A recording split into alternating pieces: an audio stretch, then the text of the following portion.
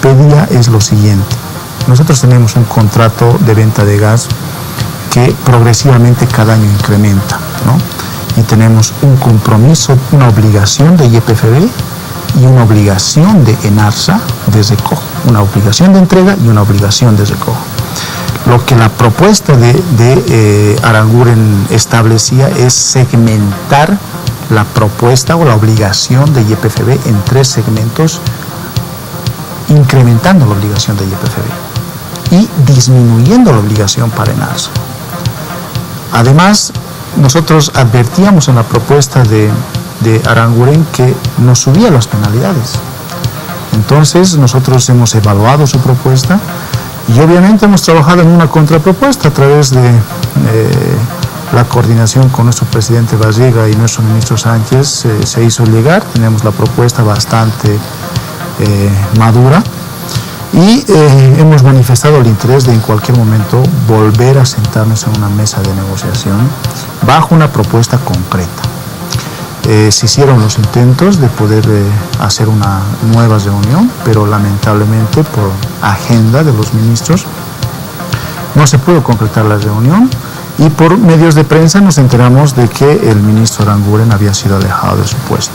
Entonces, a la fecha, nosotros estamos con la propuesta del ahora exministro Aranguren, nosotros tenemos nuestra propuesta y estamos aperturados para cualquier invitación por parte de ENARSA, ahora EIASA, poder sentarnos y discutir los términos. La nueva autoridad no envió una nueva propuesta. No envió una nueva propuesta, no la oficializó. ¿No se comunicó más? Comunicó por mensajería solamente para decirnos la propuesta, que cabe también aclarar que la primera propuesta que conceptualmente hizo el ministro Aranguren difiere mucho de la propuesta en escrito que nos llegó por mensajería. Difiere bastante. Ya. Hemos tomado en consideración la última propuesta, pero hasta la fecha no se ha llevado ni una reunión más porque, bueno, cambiaron las autoridades, entendemos que la nueva autoridad tiene que reevaluar, ver si es conveniente o no es conveniente. Lo que sí nosotros vamos a hacer es ver las nuevas oportunidades de venta de gas. Obviamente estamos interesados, pero tenemos que considerar que nuestro gas tiene una oportunidad mayor, ¿no es cierto?, regionalmente, viendo la demanda de gas que existe tanto en Brasil, en Argentina y en otros países. Nosotros tenemos un gas que es bastante competitivo, mucho más competitivo en términos de lo que sería la producción de vaca muerta en Argentina, en términos de lo que fuese el presal en Brasil. Nosotros tenemos un gas realmente competitivo porque son hidrocarburos convencionales. Nosotros tenemos pozos en campos que están a una profundidad entre 5.000, 4.000, 5.000 hasta 6.000 metros, y es un hidrocarburo convencional que incluso tenemos ductos, por eso tenemos una suerte de competitividad con relación a otros mercados. Ahora, vicepresidente, en base a esta propuesta que se hizo, ¿cuál era específicamente? Que les demos más gas a mayor precio, a menor precio. ¿Cuál era esta situación que no le conviene a Bolivia? Ya. La propuesta inicial que conceptualmente hizo el ministro Aranguren era incrementar los volúmenes de gas en el periodo de invierno y reducir los volúmenes de gas en el periodo de verano. ¿Ya? ¿Qué implica esto? Implica que nosotros, al venderle menos gas a Argentina en el periodo de verano, nosotros producimos menos gas y por lo tanto producimos menos condensado. Al tener menos condensado, nosotros tenemos que importar mucha más gasolina, mucho más diésel. Entonces no podemos afectar nosotros o tener mayor importación. Necesitamos mantener una estabilidad en la producción de tal forma de poder proveer el hidrocarburo al mercado interno, ¿no? Esa era la primera propuesta conceptual, ¿no es cierto? Y además ellos se bajaban sus obligaciones. Ellos tienen una obligación de recojo del hidrocarburo, pero ellos decían que tenían que bajar y a nosotros subir. Pasa eso en la reunión. Luego de unas semanas después hace llegar la propuesta en escrito vía mensajería, pero difiere bastante. La segunda propuesta segmenta en 3 segmentos. Nosotros tenemos una obligación que varía con los años, en verano y en invierno, y la segmenta, primer segmento, segundo y tercer segmento. Para cada segmento le pone una tarifa, le pone una penalidad, las penalidades que ya, según los cálculos que hemos hecho, eran mucho mayores, ¿no es cierto? Entonces no era una propuesta realmente podía haber sido aceptada tal cual por nosotros, ¿no? Es precisamente que nosotros habíamos hecho una propuesta pues equilibrada, digamos. Si es que nosotros nos subimos las obligaciones, bueno, ellos también deberían, porque no podemos nosotros producir un gas y ellos no tienen la obligación de recogerlo. Esa ha sido más o menos la discusión conceptual que hemos abordado y hemos elaborado la propuesta. Hoy tenemos una propuesta. Si Argentina hoy día nos dice que queremos negociar, ningún problema, nosotros nos sentamos a negociar con ENARSA, ahora IASA, y podemos discutir nuevos volúmenes, nuevos periodos, etcétera, ¿no? Pero lo que hoy tenemos es un contrato que está hasta el 2026 y nosotros estamos respetando ese contrato. Justamente esa era mi siguiente pregunta. ¿El contrato con la Argentina es hasta el 2026? 2026. ¿No hay riesgo de que nuestro contrato pueda cambiar de manera negativa hacia los bolivianos, hacia nuestra empresa? No, es un contrato que nosotros lo vamos a honrar, también ellos. Evidentemente hay algunas situaciones de carácter operativo que nosotros soslayamos operativamente todos los días, ¿no? Ustedes habrán conocido por medios de prensa, son 2 meses que Argentina no ha hecho la cancelación, pero bueno, entendemos también que seguramente es por cambio de sus autoridades, no sabemos. Sin embargo, no es la primera vez que Argentina nos tiene facturas pendientes. Exacto. En alguna ocasión, y si me equivoco me corrige, creo que eran como 5 facturas o algo así, en algún momento cuando estaba Cristina Fernández, ¿no? Exactamente, también hubieron, ¿no es cierto?, que, bueno, el contrato establece todas las situaciones de fuerza mayor o algunas otras situaciones que podrían no ser de la voluntad de ambas partes que se cubren, ¿no? O sea, el contrato establece ciertas flexibilidades y en ciertos casos cuando existen incumplimientos fuertes obviamente hay penalidades, hay intereses. ¿Y qué dice el contrato? ¿Hasta cuánto podría tardar Argentina en pagar las facturas y cuándo empezaría, digamos, un proceso de cobro? Bueno, nosotros ya podemos iniciar, digamos, ¿no es cierto? Pero como te digo, Priscila, es un proceso que siempre nosotros lo llevamos a cabo de manera conciliatoria, ¿no es cierto? O sea, conciliatoria. A ver, me debes 2 meses, ¿cuánto me pagas, no?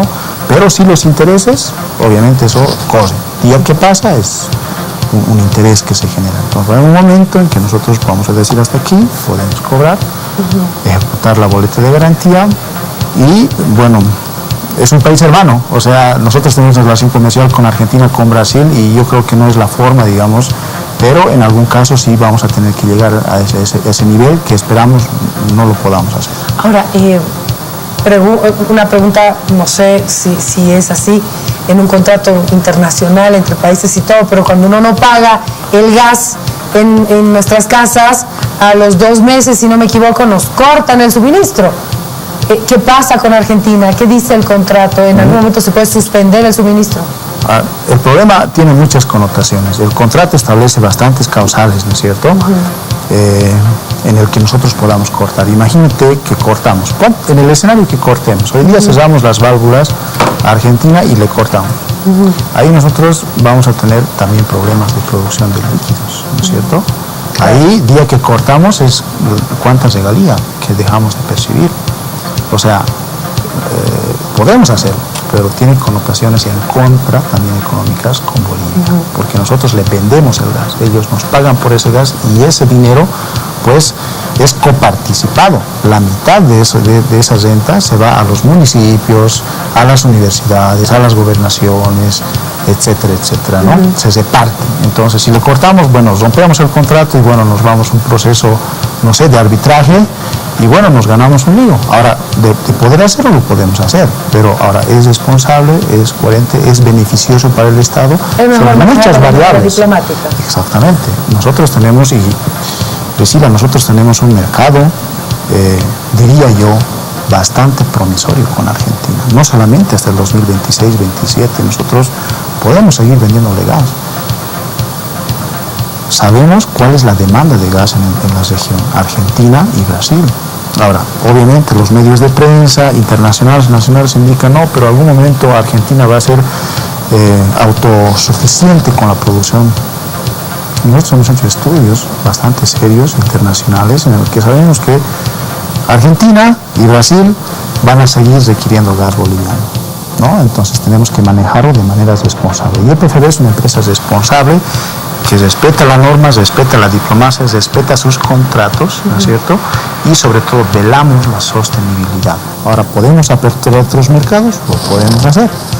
En Argentina tenemos muchas propuestas, en Brasil muchas propuestas de compra de gas y pues bueno, eso lo evaluaremos conforme vayan transcurriendo el tiempo. Ahora, en base a la propuesta que nos hicieron a nosotros y al final la que cerraron con Chile porque le están comprando gas a Chile, ¿en qué difiere? Porque tengo entendido que el precio que le paga Chile es mayor que a Bolivia. Exactamente, Chile no es productor de gas, Chile es un trader, o sea, compra y vende.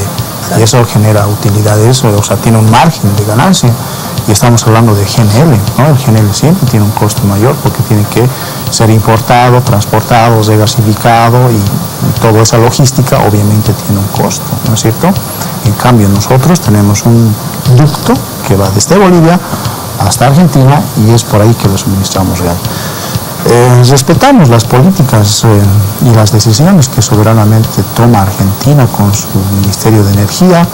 Me imagino que tendrán sus razones, tendrán sus motivos. Hemos escuchado nosotros de que podrían ellos estar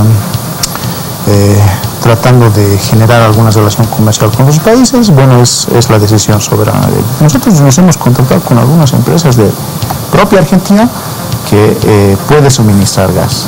Entonces yo ahí podría ver algunas otras situaciones, digamos, si otras empresas quieren venderle gas del mismo Argentina, del mismo país de Argentina, entonces ¿por qué está comprando gas de Chile, no?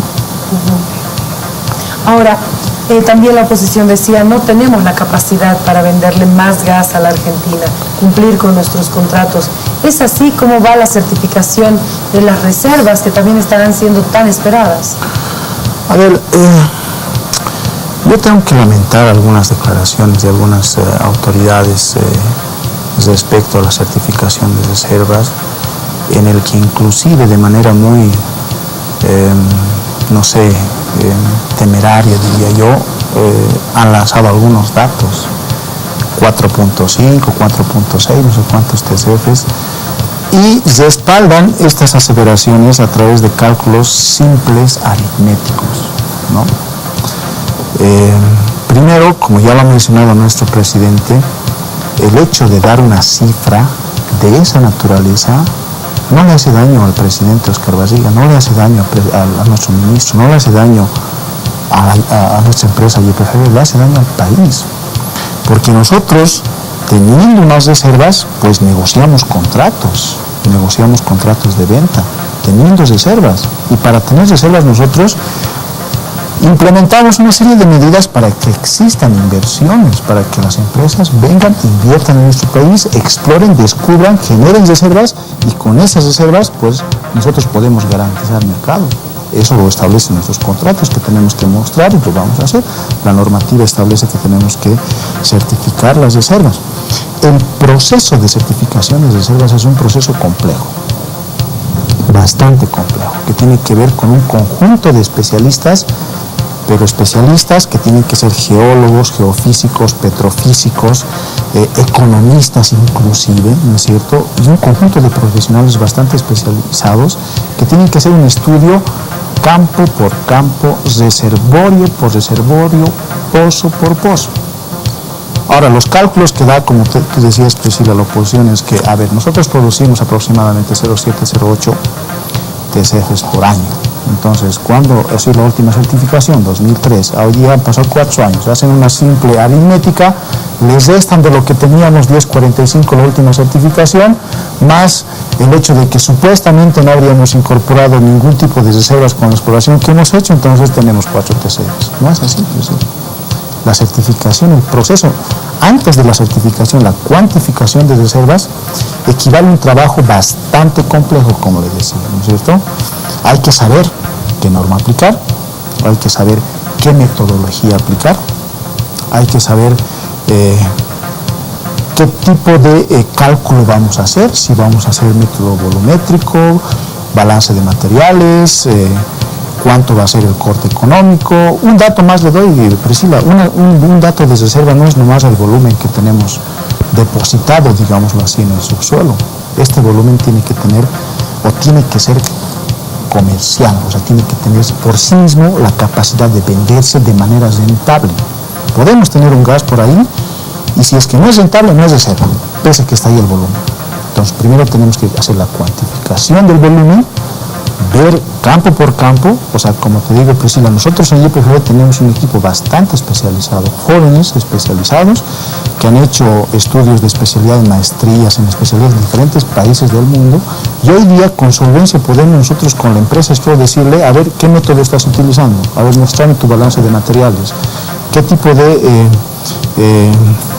balance estás haciendo, material fluyente o volumétrico, etcétera, ¿no? Y podemos verificar, digamos, pero es un proceso complejo. Ahora, diciéndonos que es un proceso complejo, ¿cada cuánto se debería hacer?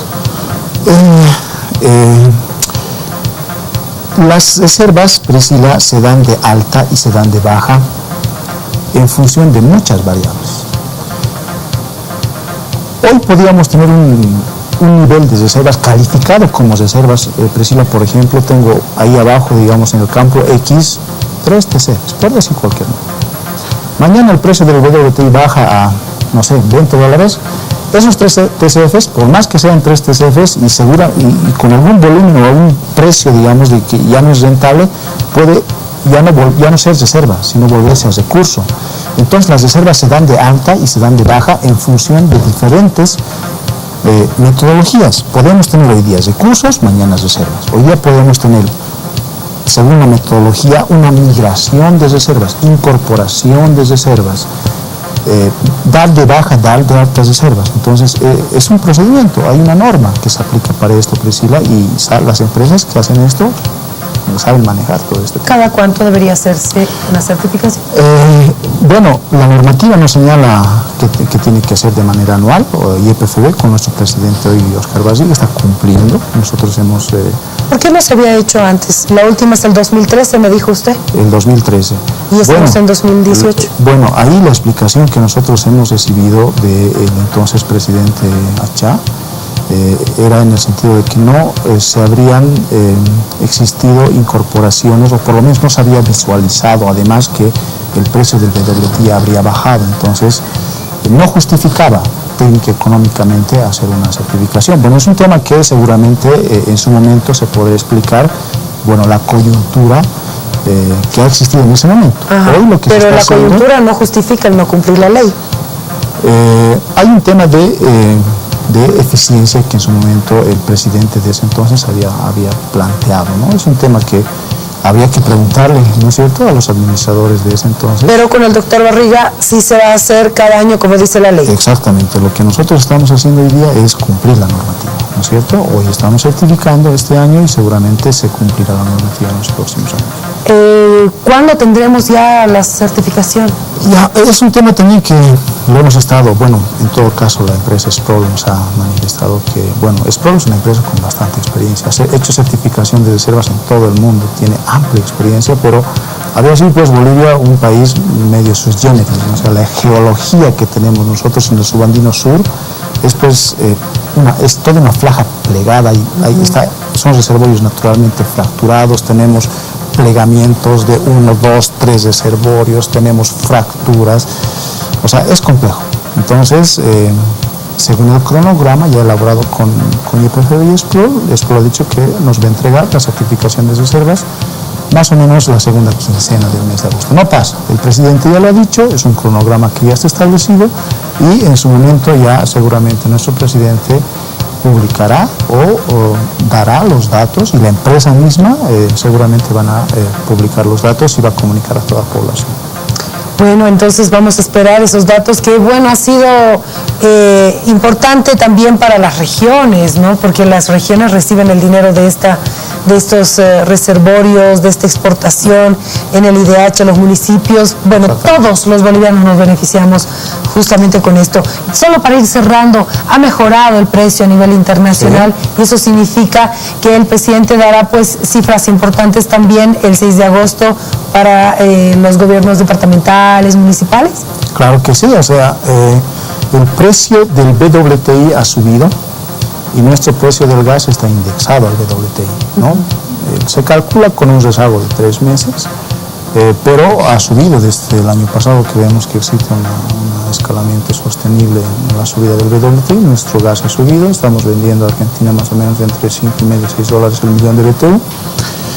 Y obviamente genera mayor ingreso para Bolivia y mayor ingreso en regalías, en IDH, en escuelas, en caminos, todos se benefician con la renta petrolera positiva. Vicepresidente, le agradezco mucho por haber estado con nosotros en el programa. Muchas gracias a ti. Gracias.